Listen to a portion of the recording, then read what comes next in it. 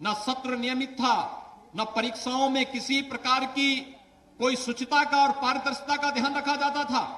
और परिणाम होता था, यहां का नौजवान जब जाता था कहीं तो उनको पहले ही उससे बाहर कर दिया जाता था।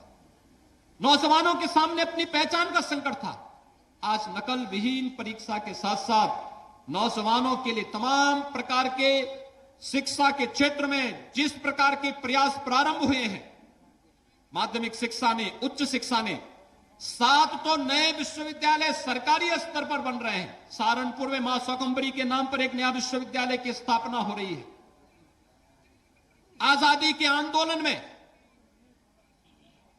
इस देश के अंदर अफगानिस्तान से एक अंतरिम सरकार का गठन करने वाले राजा महेंद्र प्रताप सिंह जी के नाम पर अलीगढ़ में एक नए विश्वविद्यालय की स्थापना उच्च शिक्षा विभाग कर रहा है।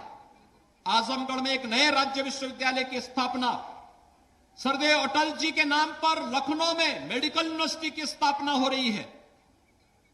गोरखपुर में आयुष विश्वविद्यालय, प्रयागराज में नेशनल लॉ यूनिवर्सिटी की स्थापना हो रही है। यानी हर एक फील्ड में स्पोर्ट्स यूनिवर्सिटी हम लोग मेरठ में दे रहे हैं।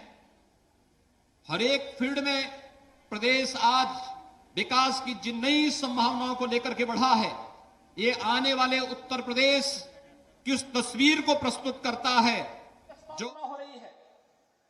यानी हर एक फील्ड में स्पोर्ट्स यूनिवर्सिटी हम लोग मेरठ में दे रहे हैं। हर एक फील्ड में प्रदेश आज विकास की जिन नई संभावनाओं को लेकर के बढ़ा है, ये आने वाले उत्तर प्रदेश की उस तस्वीर को प्रस्तुत करता है जो उत्तर प्रदेश के नौजवानों को सम्मानजनक ढंग से आगे बढ़ने, स्वावलंबन के मार्ग पर आगे बढ़ने के लिए प्रेरित करेगा। और इस जिससे आज की 1710 करोड़ रुपए की विभिन्न विभागों की इन परियोजनाओं के माध्यम से माननीय रक्षा मंत्री जी का मार्गदर्शन, उनका नेतृत्व लखनऊ वासियों को प्राप्त हो रहा है। यहां इंफ्रास्ट्रक्चर का भी है, यहां पर हेल्थ का भी है, मेडिकल एजुकेशन का भी है, वोकेशनल एजुकेशन भी इसमें है, लोक निर्माण विभाग के भी विभिन्न परियोजनाएं हैं, स्मार्ट सिटी मिशन से भी जुड़ी हुई परियोजनाएं हैं। उन तमाम परियोजनाओं को एक साथ यहां पर लोकार्पण का कार्यक्रम माननीय रक्षा मंत्री जी के कर कमलों से भी संपन्न हुआ है। मुझे विश्वास है कि आप सब माननीय रक्षा मंत्री जी के नेतृत्व में, उनके मार्गदर्शन में लखनऊ वासी विकास की इन सभी योजनाओं का लाभ लेकर के लखनऊ को उन सरदेव अटल जी के संकल्पों के अनुरूप उन सपनों को साकार करने की दिशा में आगे बढ़ाएंगे जो आज लखनऊ के अंदर तमाम प्रकार के इंफ्रास्ट्रक्चर के और निवेश की नई संभावनाओं के रूप में लखनऊ में हम सबको देखने को मिल रही है। मैं इस अवसर पर एक बार फिर से माननीय रक्षा मंत्री जी का हृदय से स्वागत और अभिनंदन करते हुए आप सभी लखनऊ वासियों को 1710 करोड़ रुपए की परियोजनाओं के लोकार्पण और शिलान्यास कार्यक्रम के अवसर पर हृदय से बधाई देता हूं, अपनी शुभकामनाएं देता हूं। धन्यवाद। जय हिंद। देश की सुरक्षा के दायित्व के निर्वहन के साथ साथ लखनऊ को स्मार्ट सिटी की ओर प्रतिष्ठित करके पुराने नगर को नए नगर के कलेवर में ढालने वाले माननीय रक्षा मंत्री माननीय श्री राजनाथ सिंह जी से बहुत ही आदर के साथ हम अनुरोध करेंगे कि अपने आशीर्वचनों से हमें अनुग्रहित करें। आप सबकी जोरदार तालियों के साथ।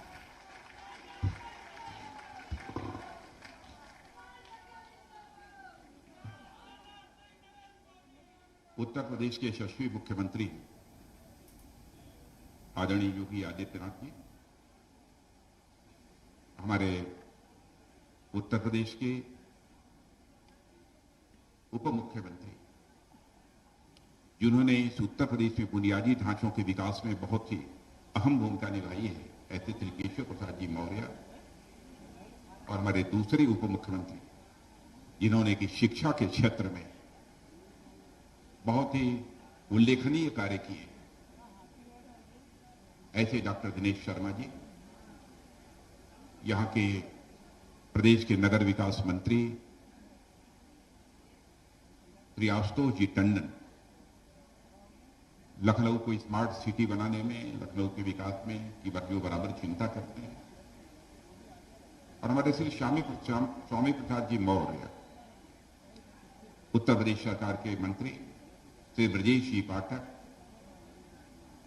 प्रदेश सरकार के विधि एवं न्याय मंत्री श्री जयप्रताप सिंह जी, चिकित्सा एवं स्वास्थ्य मंत्री श्री मोहसिन रजा, मंत्री अल्पसंख्यक कल्याण श्रीमती संयुक्ता जी भाटिया, महापौर श्री चंद्रिका प्रसाद जी, राज्य मंत्री लोक निर्माण विभाग श्री अविनाश त्रिवेदी, विधायक बख्शी तालाब, श्रीमती जया देवी, विधायक मलिहाबाद, श्री सुरेश चंद्र जी तिवारी, विधायक कैन, और श्री बुक्कल जी नवाब, और यहां मौजूद मेरे लखनऊ के सभी सम्मानित बहनों एवं भाइयों।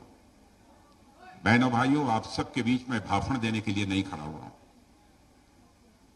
आप सभी जानते हैं कि जब मैं अपने संसदीय निर्वाचन क्षेत्र लखनऊ में आता हूं तो जनता से बराबर मैं यही कहता हूं कि मैं लखनऊ का, मेरे लखनऊ के सभी सम्मानित बहनों एवं भाइयों, आप सबके बीच में भाषण देने के लिए नहीं खड़ा हुआ हूं। आप सभी जानते हैं कि जब मैं अपने संसदीय निर्वाचन क्षेत्र लखनऊ में आता हूं तो जनता से बराबर मैं यही कहता हूं कि मैं लखनऊ का सांसद के रूप में जिस तरीके से जो भूमिका का निर्वाह करना चाहता हूं वो हमारी भूमिका एक सेवक की है। जब भी मैं यहां आता हूं मैंने बराबर लोगों को कहा है कि मुझसे भाषण की अपेक्षा नहीं की जानी चाहिए। लखनऊ का तेजी के साथ विकास कैसे हो, लखनऊ हिंदुस्तान का नंबर 1 शहर बनकर कैसे खड़ा हो, यही हमारी चिंता रहती है और सदैव उसी के लिए मैं प्रयत्न करता रहता हूं। लेकिन मैं आपको बतलाना चाहता हूं और तहे दिल बतलाना चाहता हूं, शायद आज के हमारे मुख्यमंत्री श्री योगी आदित्यनाथ जी न होते तो मैं लखनऊ के विकास के लिए इतना काम बिल्कुल नहीं कर सकता था।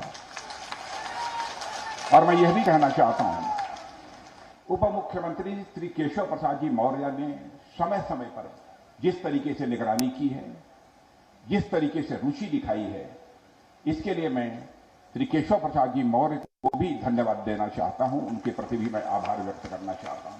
हमारे सभी विधायक, यहां के दूसरे उप मुख्यमंत्री डॉक्टर दिनेश शर्मा जी, सबने यहां के विकास में रुचि दिखाई है। सारे विकास के लिए यदि कहा जाए तो श्रेय सभी को जाता है, उसका श्रेय मुझे नहीं आता है। लेकिन मित्रों, एक बात, जब से मैं एयरपोर्ट से चला हूं मैंने देखा कि बहुत सारी होर्डिंग्स लगी हुई थी, बहुत सारे लोगों के, हम सब सारे लोगों के चित्र लगे थे।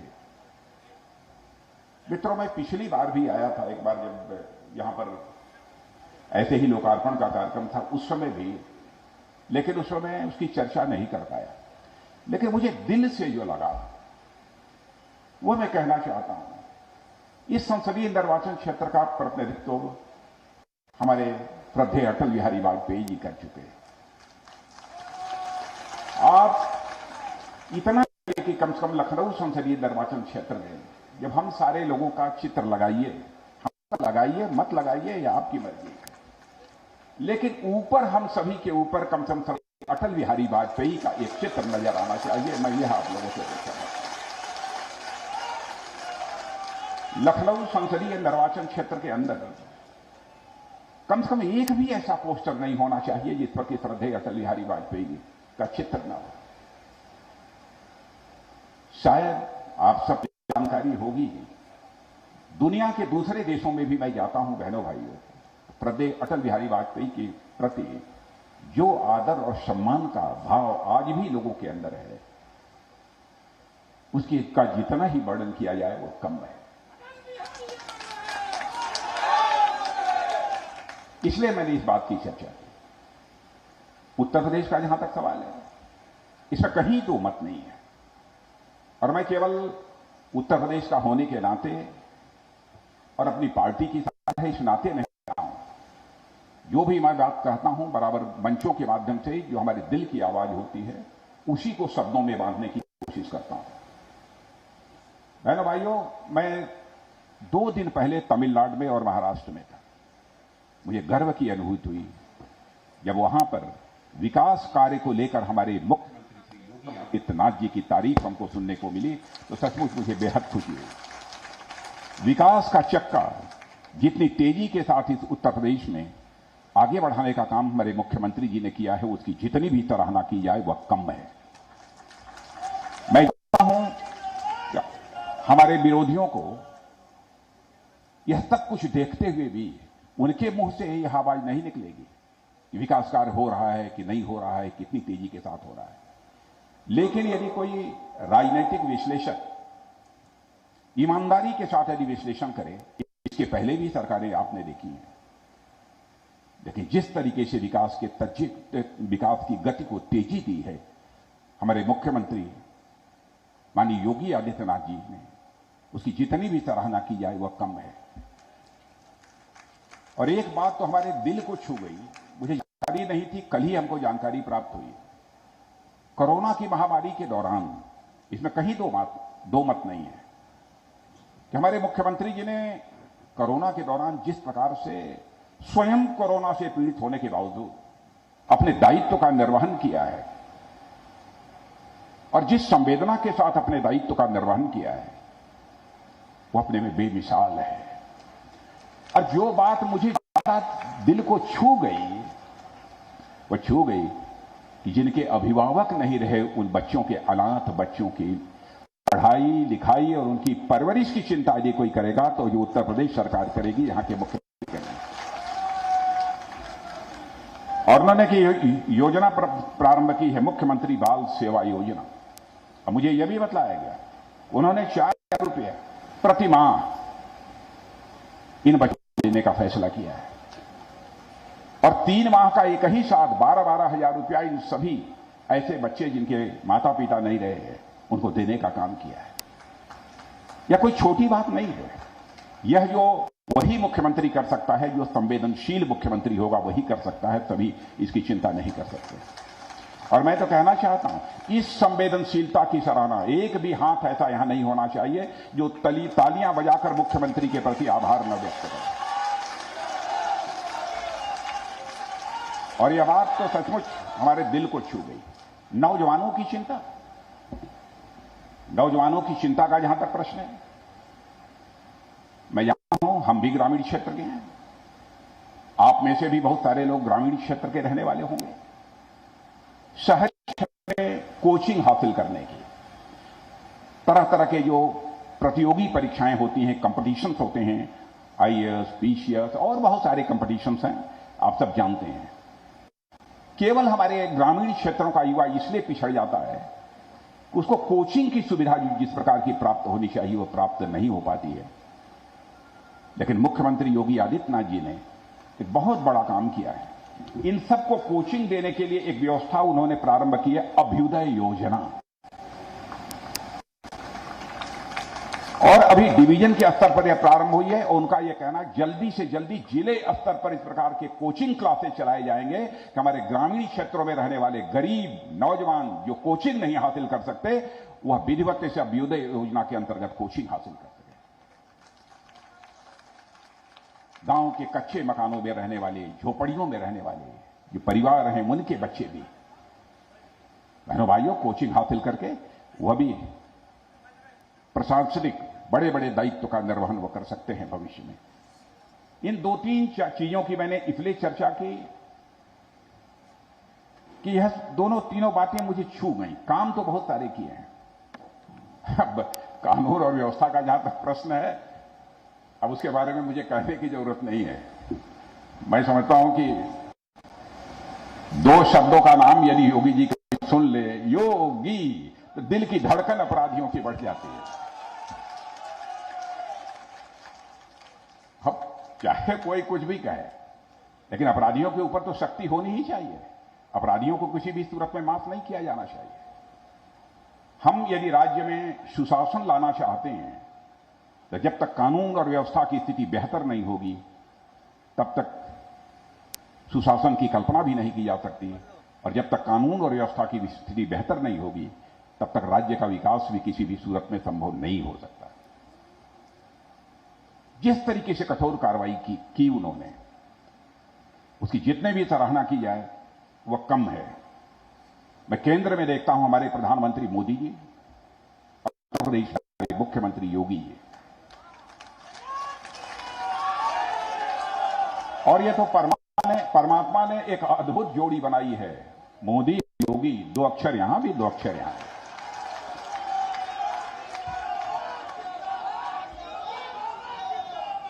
अब हमारे प्रधानमंत्री की संवेदनशीलता को देखिए। बहनों भाइयों, मैं दावे के साथ कह सकता हूं और मैं कहना चाहता हूं, यदि किसी पर आपत्ति हो तो समाचार पत्रों में लिख भी सकते हैं।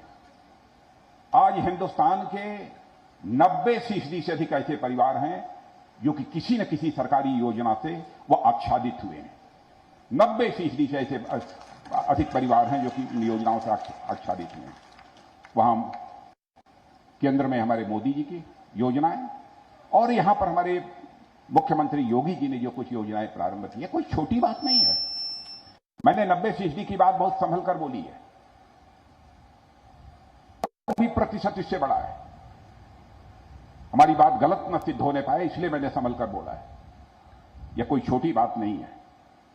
और जो कुछ भी लखनऊ में हुआ है, मैं समझता हूं कि मुख्यमंत्री जी ने विशेष तवज्जो न दी होती, क्योंकि जब भी मैंने रात को भी टेलीफोन कर दिया, उन्होंने तुरंत अधिकारियों को आदेश दिया कि जो भी विकास कार्य लखनऊ में चल रहे हैं, रक्षा मंत्री जी ने कहा है तुरंत उसकी समीक्षा की जानी चाहिए। और एक दिन तो वह समीक्षा बैठक इनके अधिकारियों के द्वारा रात को 11, 12 बजे और 1 बजे हुई थी। दिन में हमारा जो टेलीफोन आया था, उसके बाद रात को पहले दिन आया था, तो दिन भर व्यस्तता रही होगी, तो वह समीक्षा बैठक रात को हुई। लेकिन मुख्यमंत्री जी, मैं कहना चाहता हूं कि हमारा एक स्वप्न है लखनऊ के लिए, यातायात की दृष्टि से यह हमारा लखनऊ यह एक सुगम शहर बन जाए। यह हमारी एक चाहत है। काम तो बहुत सारे हैं, छोटे मोटे काम तो होते रहते हैं, लेकिन जिस तरीके से लखनऊ की आबादी तेजी के साथ बढ़ रही है, मैं चाहता हूं कि लोगों के आवागमन में किसी भी प्रकार की असुविधा न हो और अधिकतम सुविधा यहां के लोगों को आवागमन में प्राप्त हो सके। मैं देख रहा था एक आंकड़े, 1970 में, यानी लखनऊ नगर की पिछले 20 वर्षों में लगातार आबादी 1 लाख और वाहनों की संख्या लगभग 80,000 प्रतिवर्ष से बढ़ रही है। आप ये कल्पना कर लीजिए कितनी तेजी के साथ आबादी बढ़ रही है, वाहनों की संख्या कितनी तेजी के साथ बढ़ रही है। 1970 में जहां आबादी 4 लाख और वाहनों की संख्या मात्र 7-8 हजार हुआ करती थी, वह बढ़कर आबादी लगभग 45 लाख की हो गई है और वाहनों की संख्या 26 लाख से ऊपर पहुंच गई। माने सड़कों पर यदि यह फ्लाईओवर्स न बने होते, तो लोगों का सड़कों पर चलना कितना दूभर हो जाता। इसी को ध्यान में रखते हुए इस क्षेत्र से जब आप लोगों ने मुझे सांसद चुना, तो पहला काम 2015 में मैंने किया कि लखनऊ के चारों तरफ 8 लेन की एक रिंग रोड बना दी जाए और 104 किलोमीटर की उस रिंग रोड का निर्माण तेजी के साथ हो रहा है। लेकिन मुख्यमंत्री जी, मैं आपसे यह अनुरोध करना चाहूंगा, इस काम में थोड़ी बीच में इसकी गति कमजोर पड़ गई थी। काम करने वाले जो कॉन्ट्रैक्टर्स हैं, उनके कारण इसकी गति कमजोर पड़ गई थी। बीच में आपने इसकी समीक्षा कराई थी और यह किसी भी सूरत में यह काम 2022 के 2021 समाप्त होगा। मैं समझता हूं कि 2022 के ज्यादा से ज्यादा जून तक, या ज्यादा से ज्यादा कहिए तो 2022 अक्टूबर तक यह पूरी रिंग रोड बनकर 104 किलोमीटर की लखनऊ के चारों तरफ तैयार हो जाए।